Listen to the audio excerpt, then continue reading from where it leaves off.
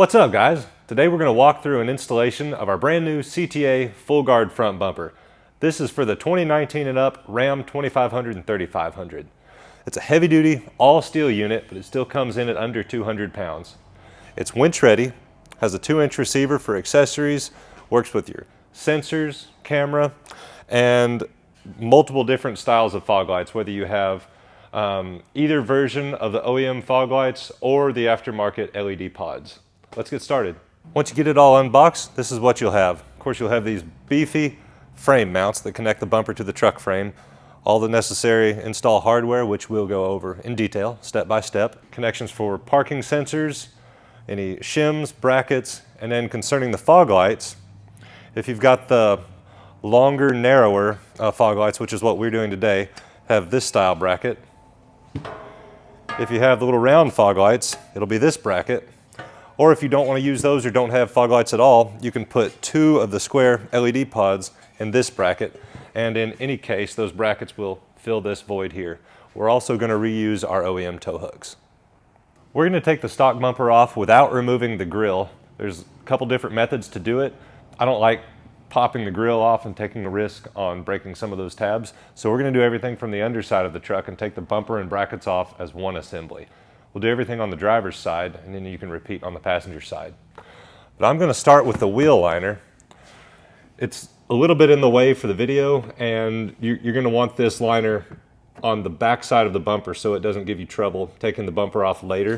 So I'm going to go ahead and start by using my little pry tool. Bringing it out to the front side.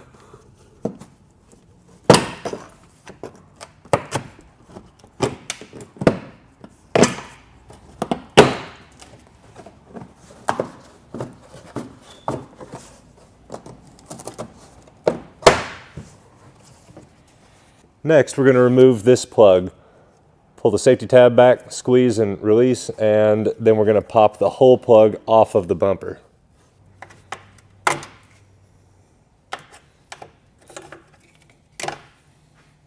Next, we're going to remove the tow hook, which you can see kind of coming through here. It uses these giant bolts which use a 24mm socket. So one here, which is harder to see. If you have an impact, it needs to be a really strong one because these bolts are really tight, or you may need a breaker bar to break them loose.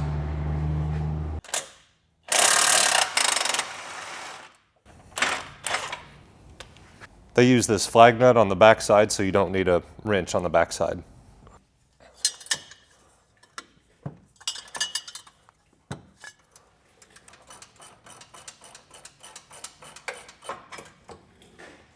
All right, Jordan. Those 2 bolts out, you can remove this tow hook.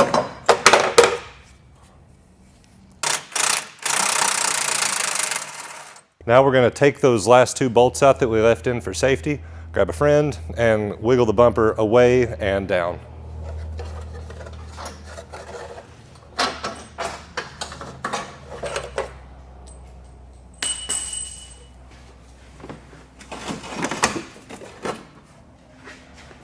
Let's just set it right.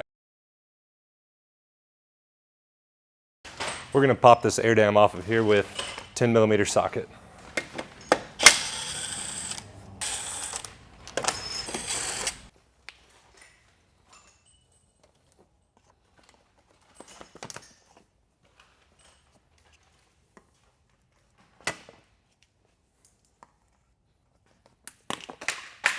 We're going to start by putting the frame mounts on the frame. That's these big beefy guys. Almost all the parts are stamped with a D or a P for driver or passenger. Of course, this will only go on one way. You can't put it on the wrong side. But we're going to use the longest bolts that come with the kit with a flat washer. We're going to install this right here.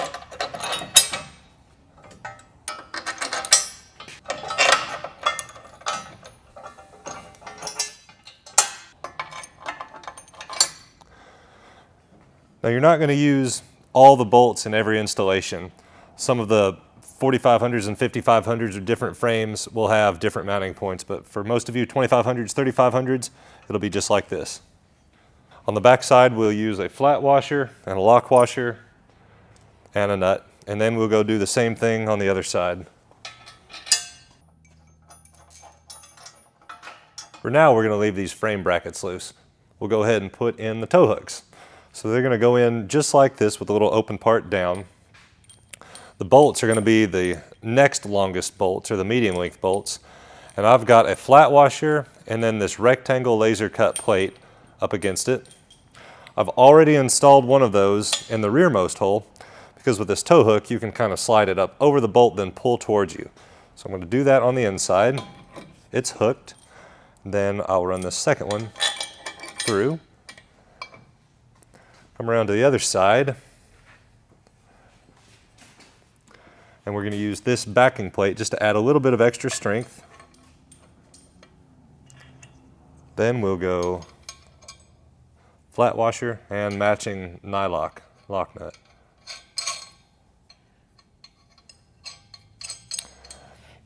You'll notice there's a little bit of play in the shackle and the tow hook. For that, we have given you 3 different thicknesses of shim.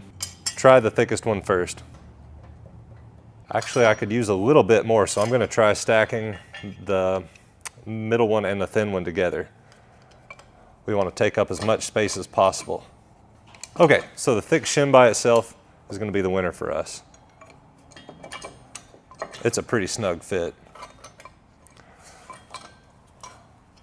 We'll go ahead and tighten these down, and I'm going to push down on the tow hook at the back and front bolt location so it sits level. I don't want it rocked up or down. I'm just going to push down while I tighten it down so it's nice and flat.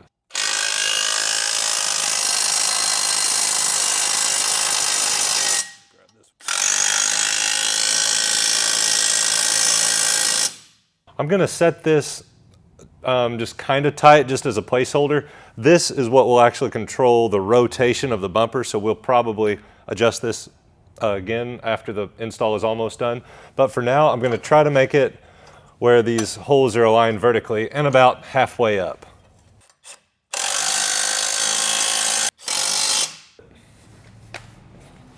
Now we're going to start prepping the new bumper, which means taking the lights, parking sensors, and wiring harness out of the old bumper.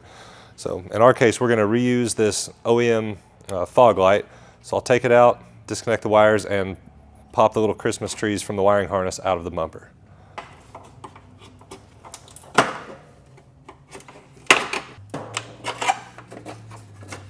To take the actual parking sensors out, we don't need to keep the housing, we just want the sensor. So each sensor has a little top and bottom tab. You can pry the top and bottom tab away from each other, and the sensor comes out the back. So we'll do that on all the sensors as well. We use a 10mm to take the light out.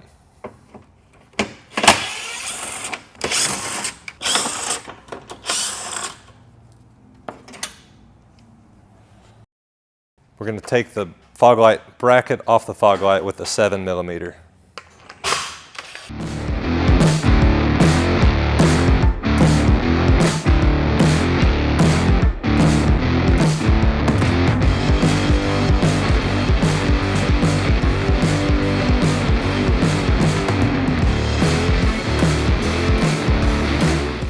For the factory fog lights, we have this style. I'm going to use the passenger side light and the passenger side bracket. You can tell by the little P there, plus it'll only go in one way. If you drop the light in like this, it'll be easiest. And it'll just barely kind of clear this last bracket and bring it back up. I'm going to use the bolts from the front side facing rearward. So I'll do this one, for example. There's a lot of adjustment in here. We're going to have this nice big flat washer and a lock washer and a nut. And we'll do that on the other two as well.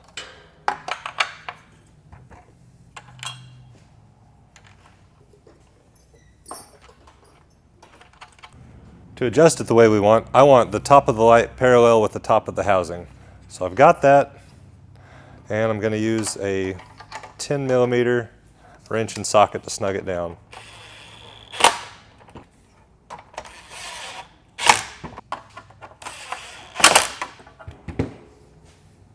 Okay, I'm over here on the driver's side. I've got my OEM fog light in the new housing.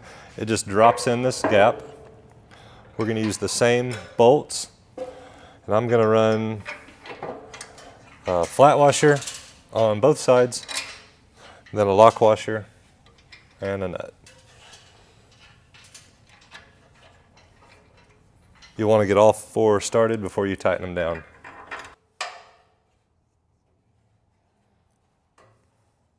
Next, we'll start the parking sensors. So these housings are pre-installed in the bumper when you get it. And if you'll notice, the sensor has a little triangular shaped tab, top and bottom. That's going to go into these little slots here. You don't need the OEM little grommet around the end. Instead, you're going to use the one from your kit. Just pop the center section out and throw it away.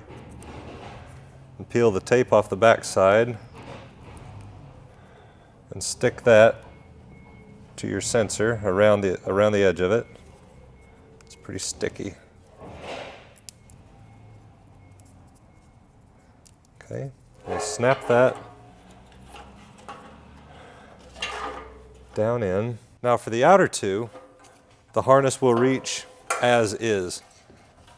For the inners, to give yourself room to go around the winch or the frame brackets, we are going to use the extensions that look like this that came with the kit.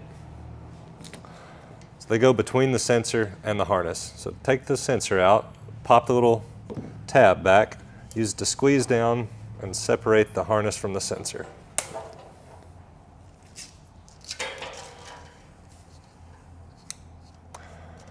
The other end will go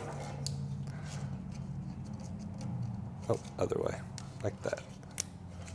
Okay, we'll do that for the rest of the sensors. If you don't have parking sensors, you'll get 6 of these little round snap-in caps. They just pop into the housing from the outside to make it look like you have sensors in the truck, so there's not just an open hole.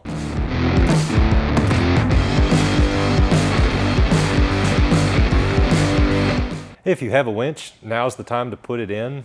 You can't do it after the bumper's installed. Also, if you live in a state where you're required to run a front tag, or if you just want to, the best way to do that if you have the winch is a little fairlead flip-up winch mount.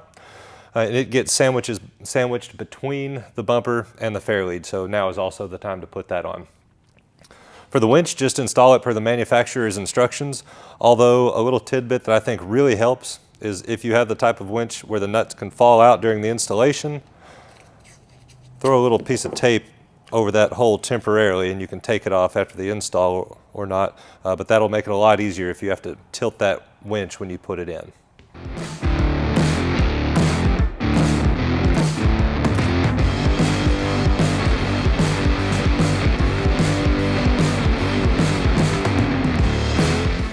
We've got the bumper fully prepped and ready to install. At this point, grab a couple helpers, at least one person to hold each side, then a third guy to put bolts in.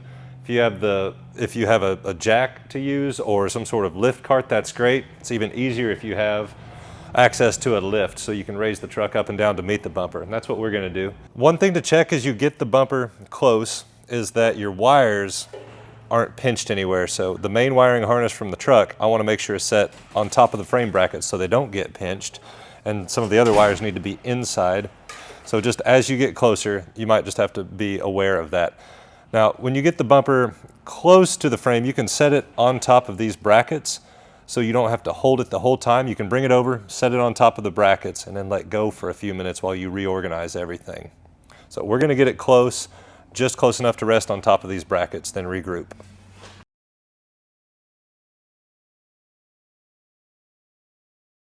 We are close enough that the bolt holes line up, so we're going to get some of them started for safety. You'll have a few different types of bolts. Just the standard bolts that are about 2 inches long with a flat washer. Those are going to be for the inner side of the mounts. For the outer side that's harder to reach, you have this double bolt plate and this flag bolt. If you'll remember, there are 3 holes on the outside. The lower 2 holes use the double, and then the upper hole uses the flag bolt. So I'm just going to get 1 bolt in each side just so I can get this thing a little bit closer, and then once we have it a little bit closer to where we like it, we'll put the rest of the hardware in. I'm going to pick this inner upper hole because it's the easiest one to get to. Okay, same thing on the other side. Now I'm going to shift the bumper around in place till all the holes line up and get all the bolts as tight as I can by hand, and then we'll work on the adjustment. We spent a few minutes going back and forth, raising one side, lowering the other. Once we finally got it, we set the truck on the ground off the lift, and when the frame settled, it changed everything. So just a quick note, if you're using a lift, you might want to do your final adjustment on the ground. So we've got it back up in the air. Some of the bolts are tight. We like the adjustment, the alignment, so now we're going to tighten down the rest of the bolts and work on hiding the wires. That's got all the bolts tight. We've zip tied up the wires. Now we want to trim this fender liner because it hangs down lower to match the original bumper. And where you trim it is really up to you, but I'm going to kind of go from the bottom of the new bumper just sort of diagonally down towards the frame.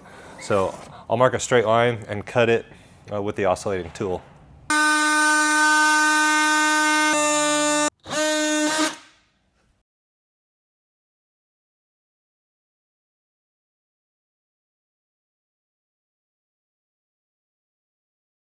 An optional step is to use these holes we provide for a zip tie, and I'm just going to drill a hole. You can use as few or as many of these as you like.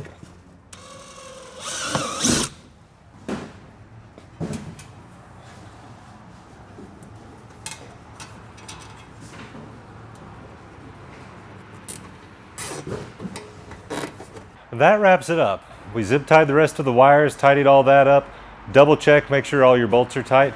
If you guys have any questions, reach out to us at chandlertruckaccessories.com. Thanks for watching.